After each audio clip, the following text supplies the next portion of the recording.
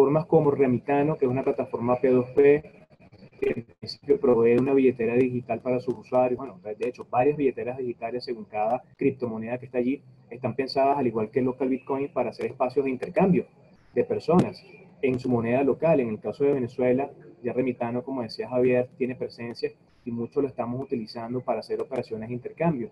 Y lo importante es que mucha gente no habla de esto, pero las plataformas P2P son las responsables de generar la circulación.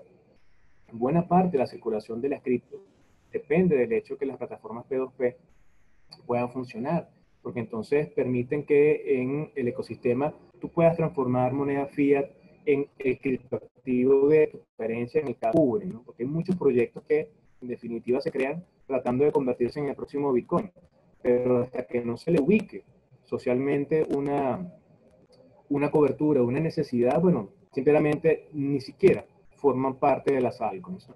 Las stablecoins son datos digitales, vale decir tokens creados en ecosistemas blockchain que representan dinero fiduciario. El caso del USD Tether, por ejemplo, casi 20 mil millones de dólares que están resguardados en un banco, un fondo de inversión, que se hace auditoría constante de ese dinero que está ahí. Se generaron entonces el equivalente uno a uno de esos tokens digitales, y quienes tienen esos tokens representan una unidad monetaria de ese dinero fiat que representan, ¿sí? Evidentemente, bueno, es una visión distinta de lo que es un Bitcoin, ¿no? Tenemos los tokens, que son stablecoins, pero a final de cuentas los tokens pueden ser transaccionales, es decir, para ser empleados como dinero, o pueden ser no transaccionales, pueden ser tokens digitales que están pensados para otros fines.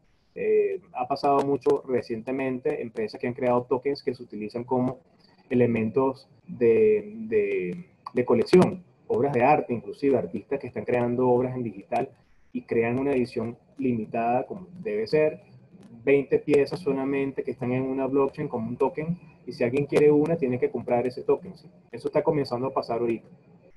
Tokens gubernamentales, como el caso de Petro en Venezuela, y los que ustedes conocieron al inicio, que son las monedas digitales del Banco Central, que distinto un token gubernamental, estas nacen desde los propios bancos centrales. Lo interesante es que todos estos son criptoactivos, que es el concepto más amplio que podemos entender de esto.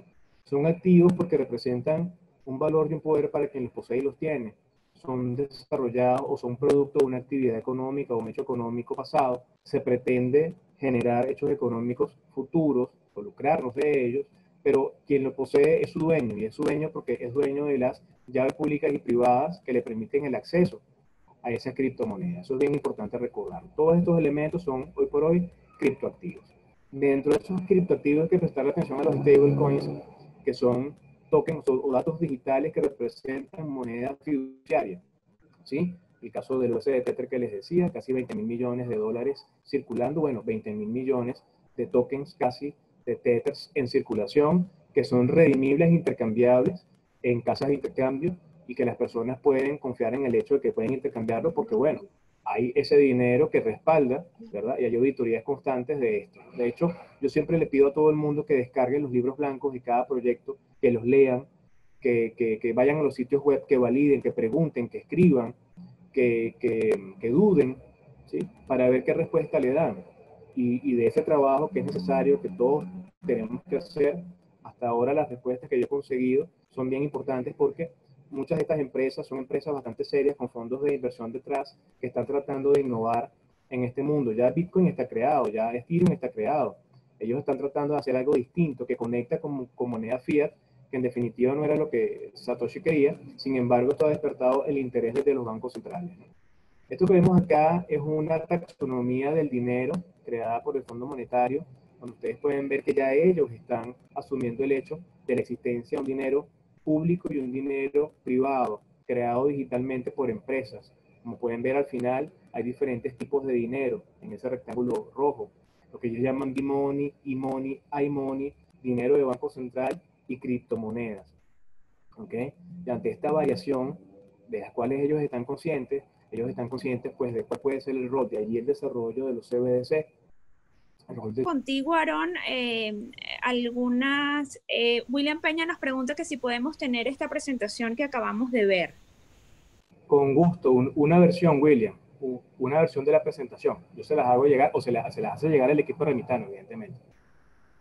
Seguro, buenísimo. También teníamos un comentario de Iván en una de las tantas reiniciadas del internet. Perdí el comentario, pero Iván, si me puedes refrescar a través del chat lo que habías colocado, que por qué darle como que tanta notoriedad a Julian Assange y todo este grupo de personas cuando a su vez lo satanizan mucho.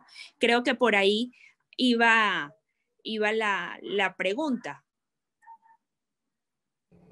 Bueno, en principio no es tanto darle protagonismo, o sea, hay hechos históricos, ¿no? Hay hechos que están allí, ¿no? Y cuando nos damos a la tarea de irnos, no solamente a qué es Bitcoin o si el precio subió o bajó, cuando tratamos de entender de dónde viene esto y cuáles son las razones. Bueno, prácticamente hay que hacer arqueología cripto o arqueología blockchain. Y entendemos que esto arranca ya en la década de los 80. Tenga más protagonismo, al final de cuentas, es un trabajo colaborativo que se funde un documento que sienta las bases de algo que hoy está cambiando muchas cosas. Lo interesante de esto es entender que en definitiva, hoy por hoy, cada una de estas personas tienen un rol. Julian Assange, al bloqueársele las cuentas para recibir pagos y donativos para Wikileaks, optó por Bitcoin, ¿no? De hecho, el mismo Satoshi dijo, oye, mira, no nos haces como que muy buena promoción aceptando Bitcoin para la situación que tenías tú en ese momento, ¿no? De hecho, él lo dice en alguno de los correos que se recogen en el trabajo de Phil Champagne.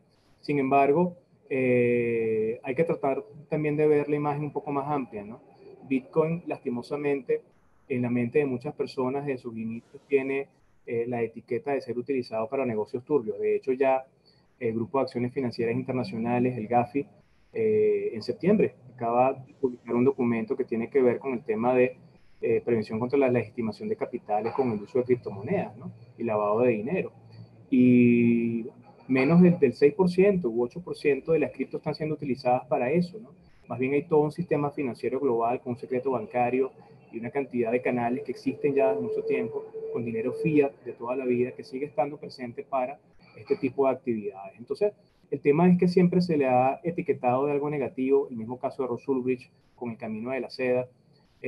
Al final de cuentas, esto es de libre acceso y cada quien decide cómo lo emplea. Entonces, no es darle protagonismo a una persona por sobre otra. Cada quien ha tenido su rol y cada quien hizo notorio el uso de Bitcoin para diferentes razones en su momento.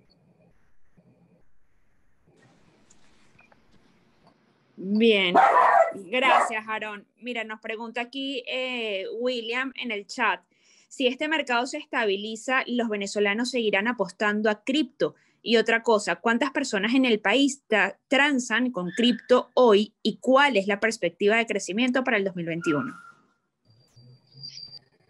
Bueno, hay que entender que en Venezuela muchas personas comenzaron a utilizar criptoactivos porque no tenían acceso a las divisas. Eso hay que tenerlo muy en cuenta. En la medida en que comenzamos a ver un mayor uso, recuerden que en Venezuela el dólar era en principio un dólar criminal en 2017, sin embargo ya hoy se asume como algo bueno por parte del propio Ejecutivo. En la medida en que las personas tengan más acceso al uso de las divisas y tengan medios digitales que representen divisas, bueno, muchos ya no necesariamente estarán tan entusiasmados con el tema cripto, porque todavía no lo entienden, todavía lo ven como algo extraño, ¿sí? Lo interesante con esto es que hoy por hoy hay una gran comunidad en Venezuela de personas que, bueno, incentivan, son entusiastas de todos estos mecanismos. No es la mayoría de los venezolanos, porque hay un grave problema de la economía digital, hay algo que se conoce como la disonancia o la discordancia, tiene que ver con el tema cognitivo. Todavía se desconoce y no se sabe cuál es el potencial que está detrás de estas herramientas. Pero para mi gusto y satisfacción, el hecho de que los bancos centrales estén generando ya documentos de investigación, se estén para cosas que no necesariamente queden claras para algunas personas, bueno, no quiere decir que se deje de utilizar. Eso sí, los datos que hemos recogido desde Group Venezuela, en la medida en que Venezuela se comenzó a utilizar más divisas en dinero físico y más se comenzó a permitir el uso de tarjetas y aplicativos para hacer transferencias, que conocido por todos nosotros, comenzamos a ver una disminución en los volúmenes, por ejemplo, intercambiados en local. No quiere decir que sea una relación directa. Puede ser porque existen otros actores que están haciendo vida en Venezuela y se esté bifurcando entonces el uso de plataformas, ¿no? Pero lo cierto es que no sabemos con detalle, al menos desde Grupo Venezuela, no sabemos con detalle cuántos venezolanos son.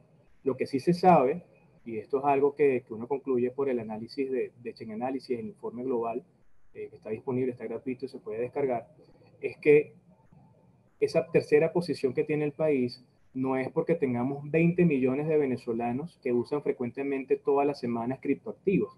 Son pequeños grupos de personas históricos de 2013 a la fecha, que son mineros, son traders y siempre han estado haciendo operación, y nuevos grupos de personas que se han sumado a partir del efecto Petro, ¿verdad?, al tema de la minería, y se comienzan a generar estas operaciones de intercambio que comienza a crecer un poco el volumen.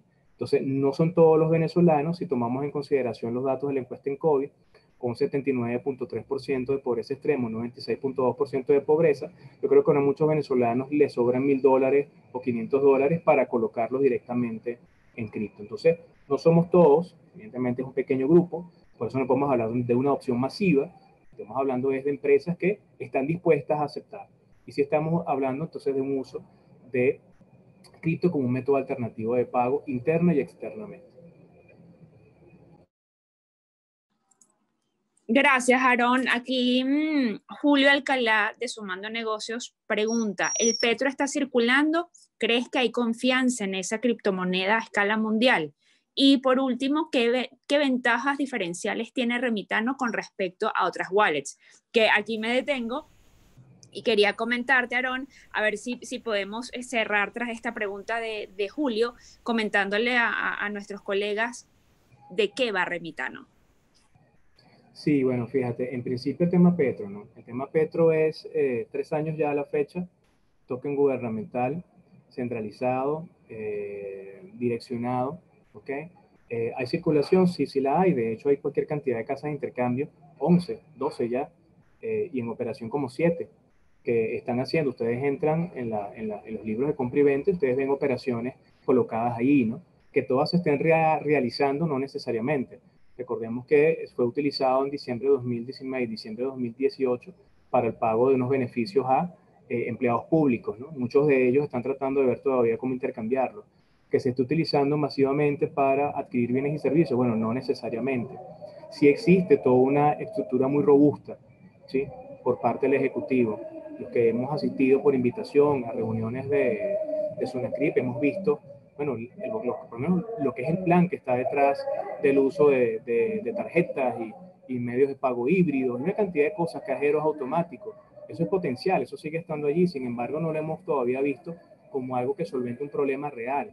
Lo cierto es que el bolívar sigue perdiendo las 3 características que definen una moneda, lo cierto es que se sigue utilizando más divisa constantemente, lo cierto es que los números siguen siendo alentadores para el uso de cripto en Venezuela y el Petro sigue sancionado por los FARC desde marzo de 2018, ¿sí?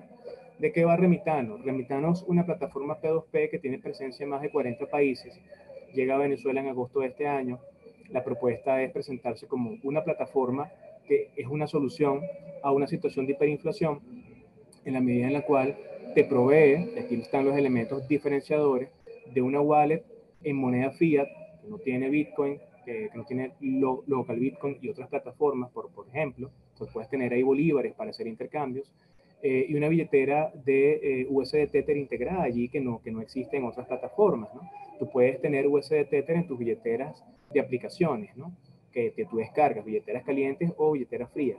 Sin embargo, lo interesante de esto está en el hecho de que, en principio, para las personas que hacen vida en Remitano, en la plataforma, que compren y venden, en estos momentos no hay comisión por hacer los intercambios. Eso, evidentemente, como incentivo para arrancar. Evidentemente hay que tomar en consideración todos los costos que están vinculados a las operaciones dentro de las plataformas, ¿no?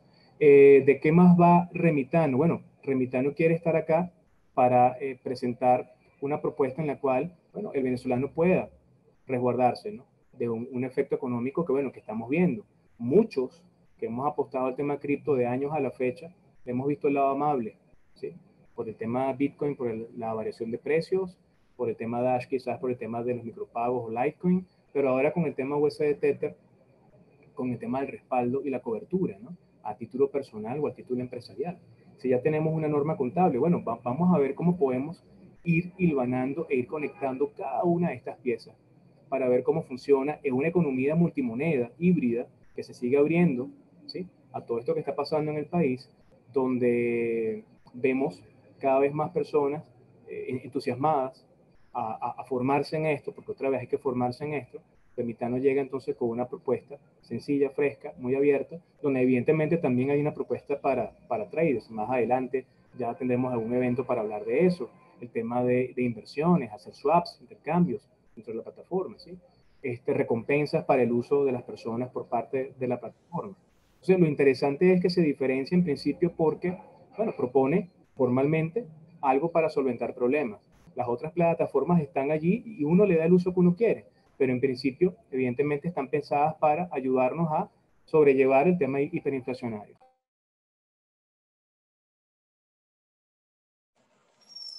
Gracias, Aarón. A ver,